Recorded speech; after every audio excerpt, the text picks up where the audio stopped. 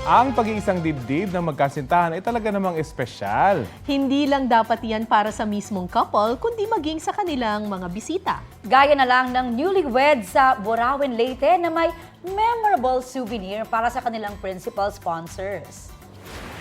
Sa halip kasi ng mga nakasanayang figurines, basket ng gulay, ang ibinigay ng bagong kasal na sina Eric at Jelly sa kanilang mga ninong at ninang na ikasal nitong April 29.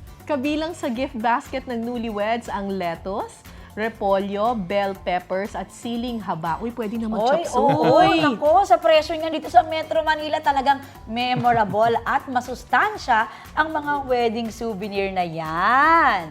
Ang galing. Creative. Oo. Lagyan na rin kaya nila ng mga hipon, gano'n. Oo nga. May sahog na yung chop suey. Ulam na.